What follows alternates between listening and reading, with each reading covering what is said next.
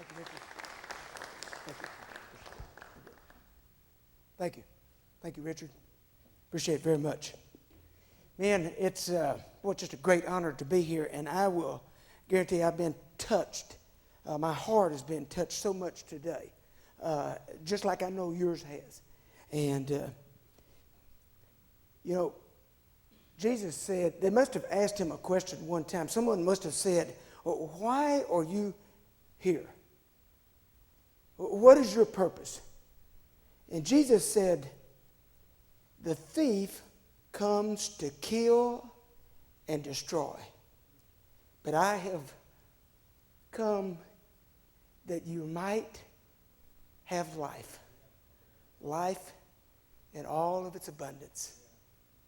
I think that it is no accident that you are here today. Just think about the circumstances and the things that have taken place that have put you where you are today, right here, to be a part of this ministry. And I think it is no accident, and I think that you are moving in the direction of fulfilling your purpose. I believe that we all have a purpose for being here. There is a reason for us to be here. There is a role for us to play. There is a job that we have to do that no one else on this earth can do as well as we can do it. The question is, are we going to step up to the plate and do our job? Are we going to fulfill our purpose?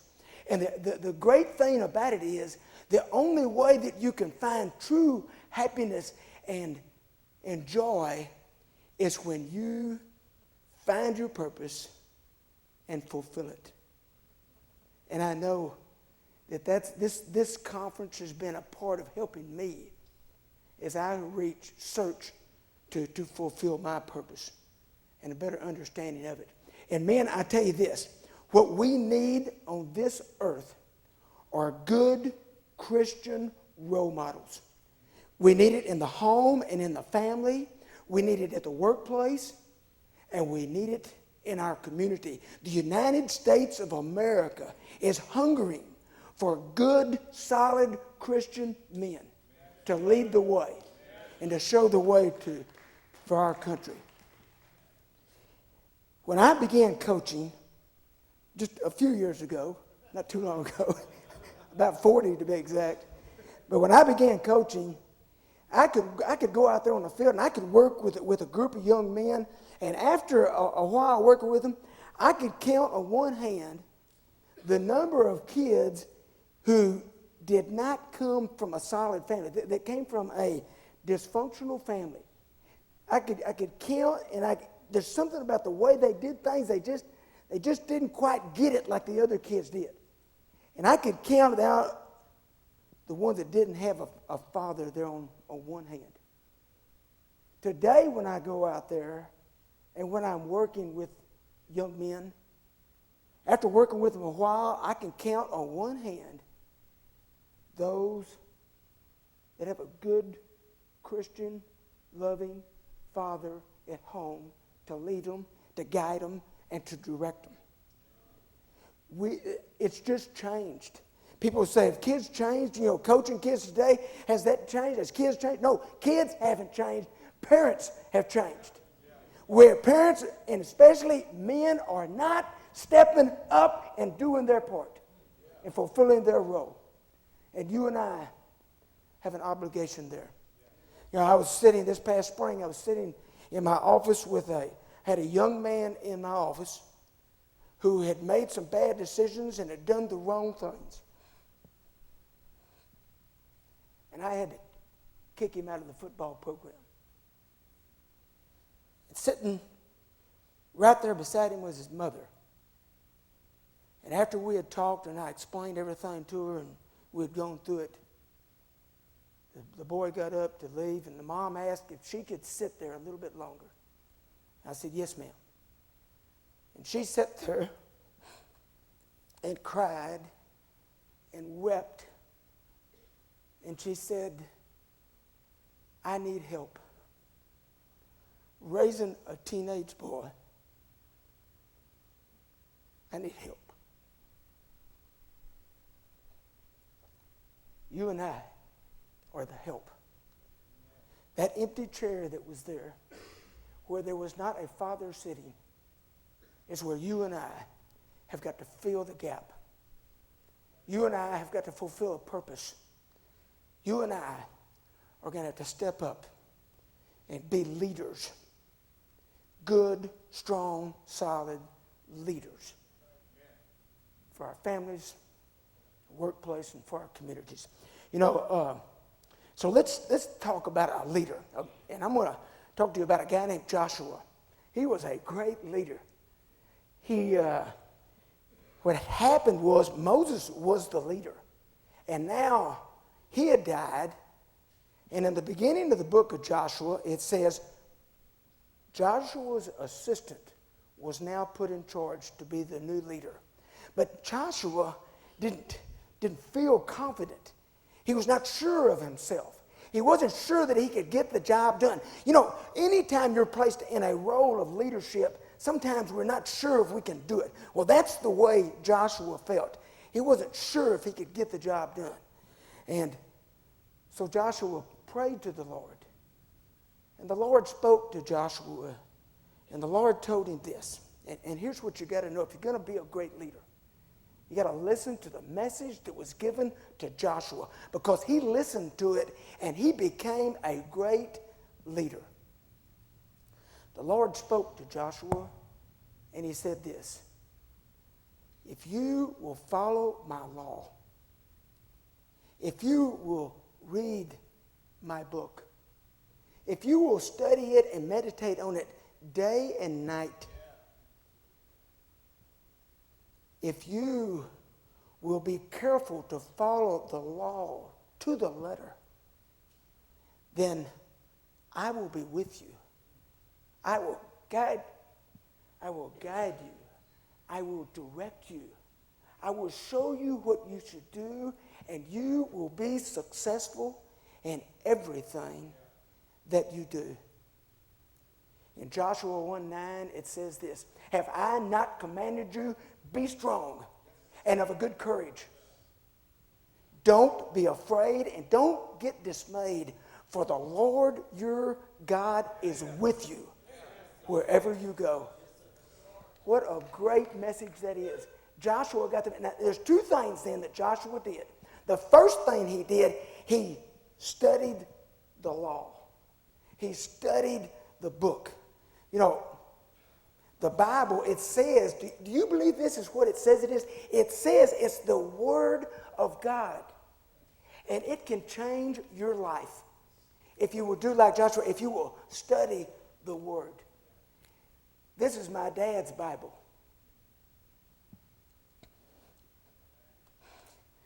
My dad passed away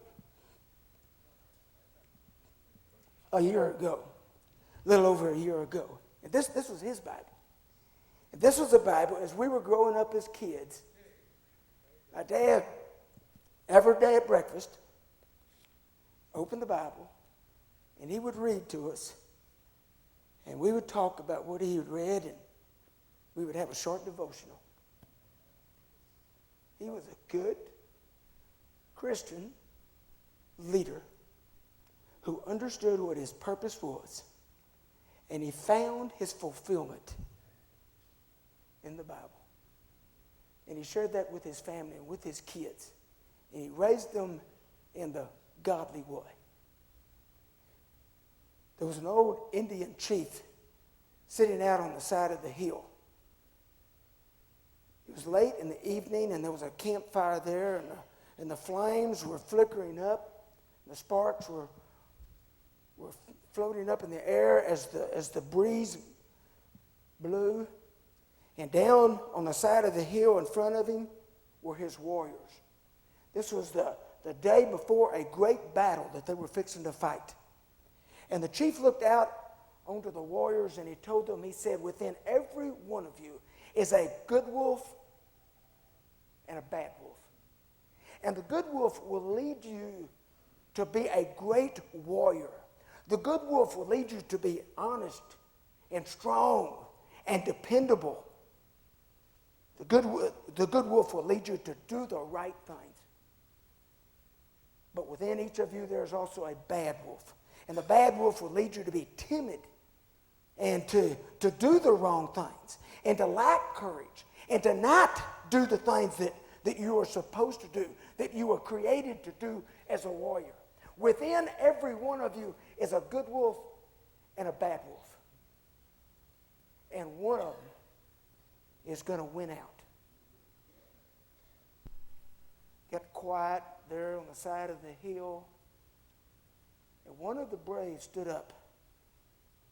And he asked the chief, he said, "Chief, who will win?" And the chief said this: "The one you feed." If you feed the right kinds of thoughts, if you read the right kinds of things, you are feeding the good wolf, and the good wolf will win out.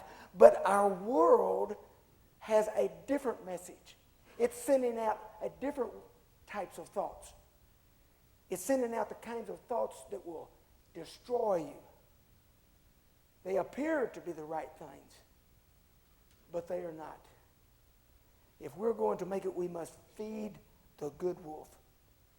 The other thing that Joshua did, he studied the law. The other thing he did, he prayed. He prayed to God, and God answered his prayer and told him the things that he needed to do.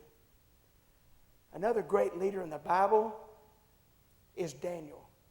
Daniel was a captive.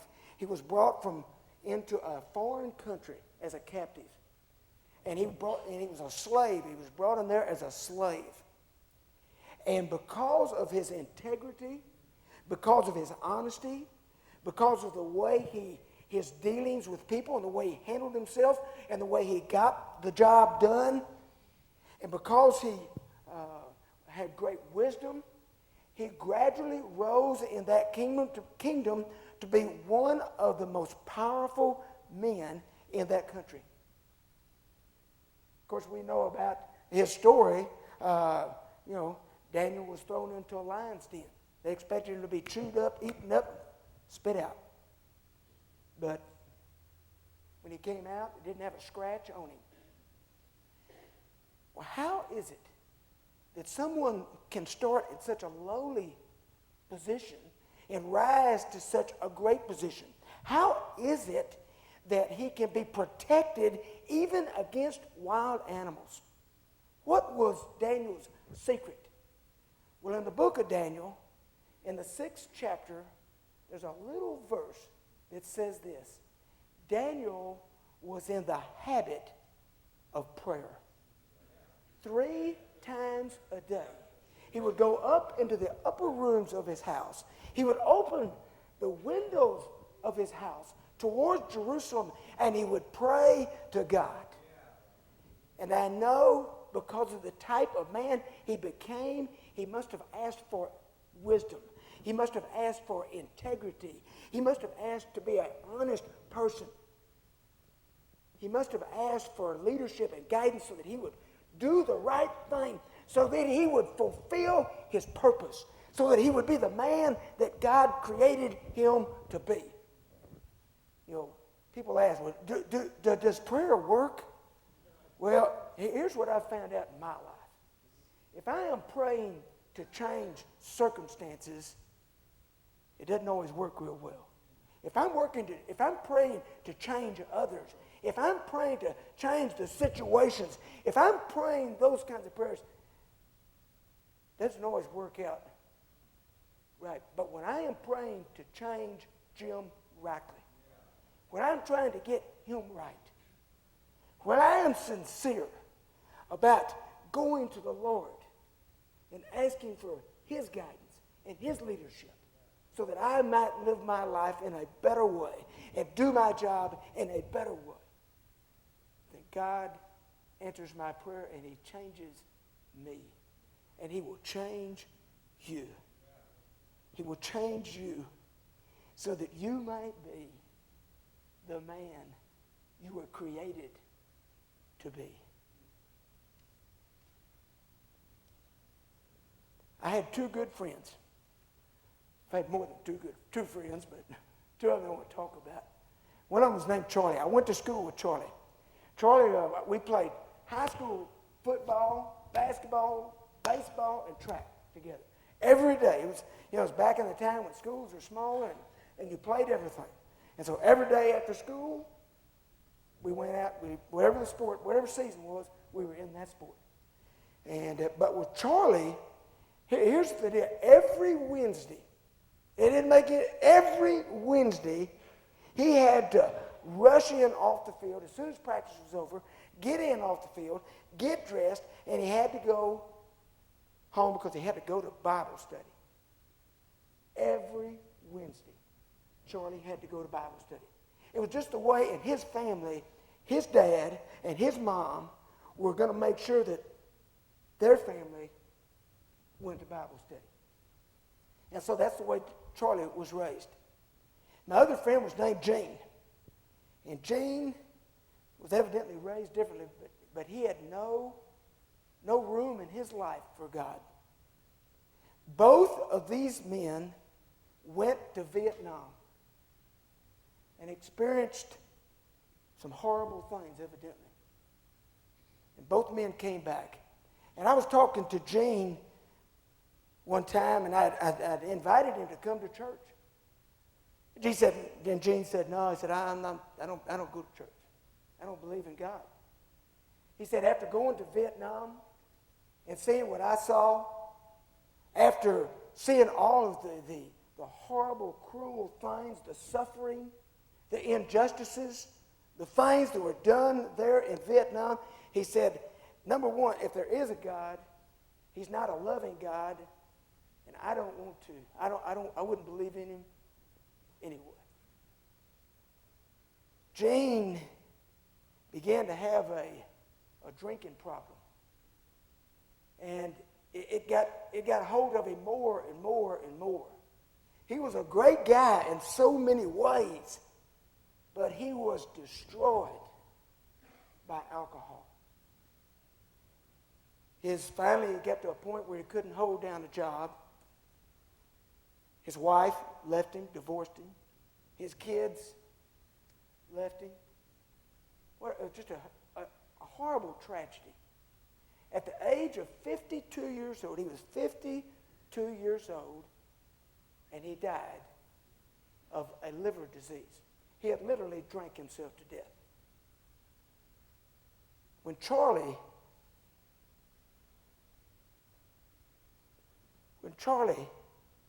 came back from Vietnam, he had a different attitude.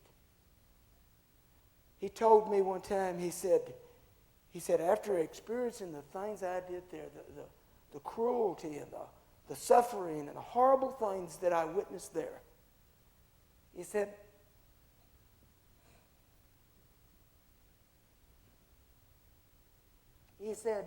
I thank God every day for giving me hope, for giving me strength, for giving me the ability and the capability to still have love in my life.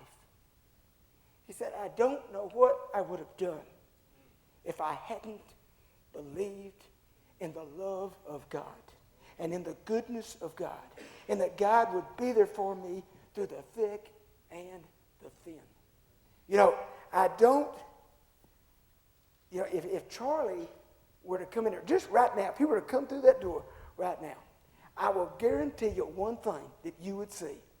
You would see a great big smile on his face. I mean, the Lord just radiates out of Charlie. It's just a wonderful thing to see. He loves life. He has life abundantly. I mean, it is such a clear example of what Jesus said. In Gene's case, the thief stole and robbed him of life. In Charlie's case, he stuck to the Lord.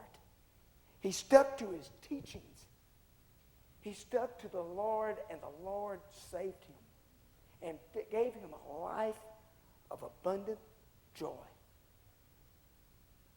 In 2007, the Judson Rockets had a good football team, but we were battling back and forth, and we finally got through the regular season play. We barely got into the playoffs. Our record was 6-4. We were not a very impressive football team. And as we went through the playoffs, every game was close, and it was tough. It went right down to the wire. We had to come from behind, and it was a battle. We won our first 4 playoff games, and we went into the semifinals game, and we were going to play Houston North Shore at Rice Stadium in Houston, Texas. The North Shore were undefeated, ranked number 1 in the state. Rivals.com, a recruiting service, ranked them as one of the top 5 teams in the nation as far as recruits go. They had a great football team. I told our guys that week going into that game, I said, now listen, fellas, you got one chance to win this game. You got one chance at it. And here it is. Every step you take has got to be a winning step. Every step you take and everything that you do, it's got to be the very best that you can do it. And I said, and this was on a Monday when I'm talking to them, and I said, and I'm talking about today. It's got to be done today. We don't have time to wait till tomorrow to get things right. You got to get it right today, and you got to get it right with every step you take.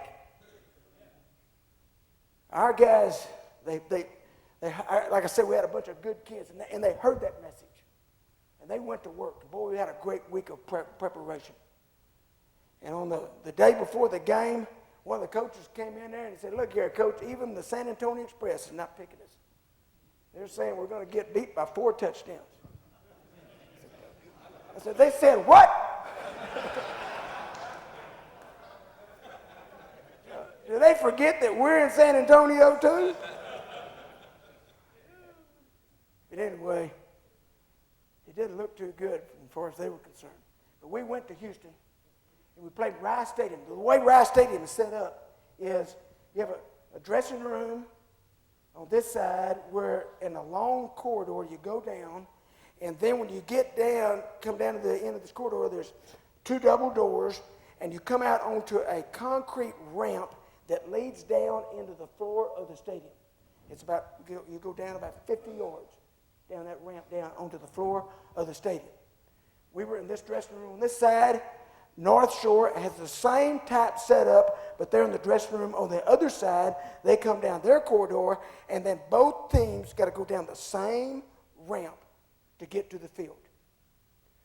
Well, we had gone through our pregame, and I had talked to our kids, and we said a prayer, and we set our formula for progress, and then we buckled our helmets up, and we walked down that corridor. And when we got to those 2 doors, and you have to understand in a game like this, in a big game, I mean, this is an intense moment.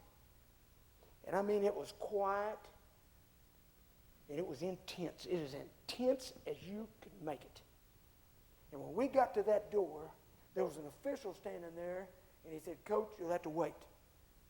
The other team has already started coming down the ramp. And we just want one team in that ramp at a time. So we stood there in that hallway, and the only thing that we could hear were their cleats hitting the concrete as they came down onto that ramp to go to the stadium. As I said, it was quiet, and it was intense. Because you had a bunch of good men who were wanting to go out on that field and do their best and overcome the odds.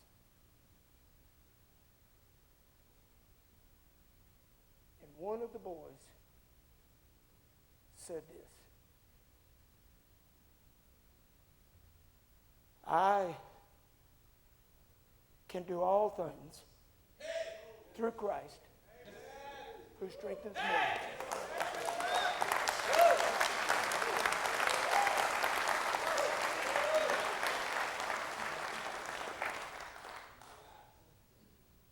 I turned around and looked back at our team, and their heads were bowed. They were holding hands. I turned back and I looked at that official. He looked at me, and neither of us said anything, but he saw a tear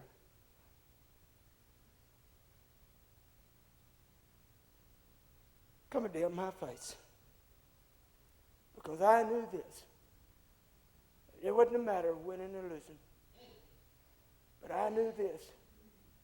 For the next 48 minutes, there's going to be a group of young men that were going to do their best. One step at a time. They were going to give it everything they had. Finally, the other team had gone on down, and we took the field. It was one of the greatest games I've ever been fortunate enough to coach. We beat a team that we shouldn't have been on the field with, 28-14. It's a great game.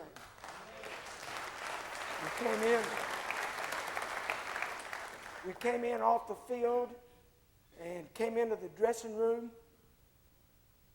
And as we all got together, we always, at the end of a game, the first thing we'll do is we'll come together and we'll say the Lord's Prayer.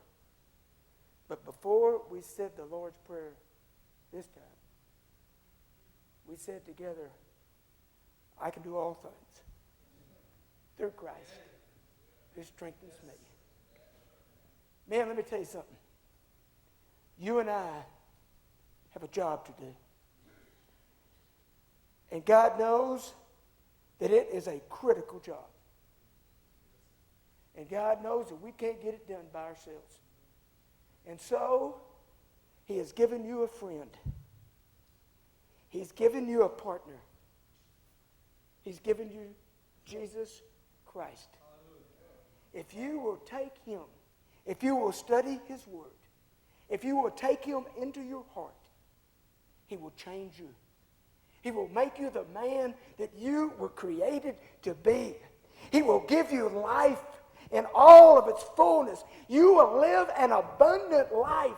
And that chair that was empty, and that chair that was empty in that office will not be empty again. There will be a man there. Because of you, because of your leadership, because of what you did with your life, because of the difference you made. Because you went to a conference one time where there was a group of men that just reminded you of who you really are. You are a child of God. You are a man of light. And you are going to fulfill your destiny. And go and help me and all of us as we change this world for the better. Thank you very much. You have been so attentive. Thank you very much. I appreciate it. Thank you.